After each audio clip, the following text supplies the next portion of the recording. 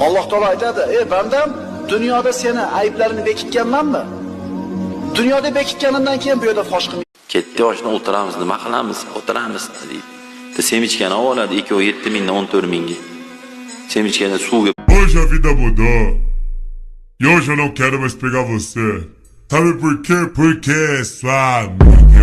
Уходи, за собой закрой.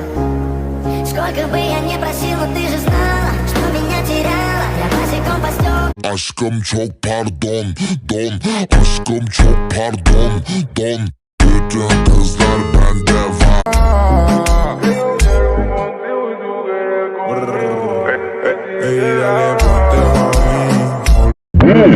Испугался, не бойся.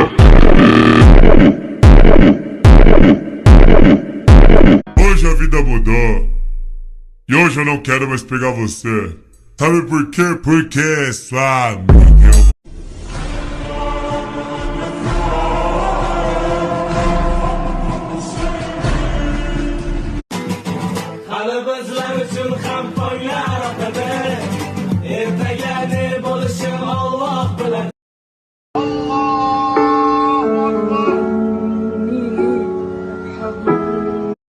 Alloh taolo aytadi: "Ey bandam, dunyoda seni ayblarini bekitganmanmi?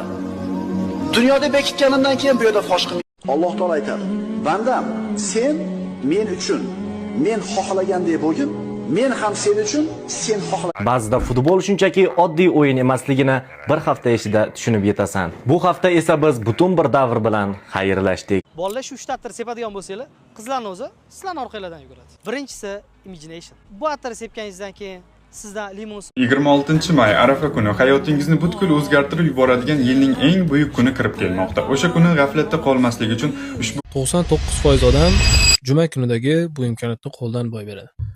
Juma kunida shunday bir vaqt bor, bu vaqtda qilingan futbolda urilgan eng tez 5 ta golni ko'rib chiqamiz. 5-o'rinda Ilkay Gundogan, o'sha biz bilgan asli kelib chiqish turk bo'lgan. Jannatni bir necha soniyada so'rash. Payg'ambarimiz Muhammad Mustafa sallallohu alayhi va sallam bizga shunday o'rgatganlar. Kim Alloh Rasululloh sallallohu alayhi va sallam shunday dedilar. Agar banda yotoqqa ketganda shunday desa.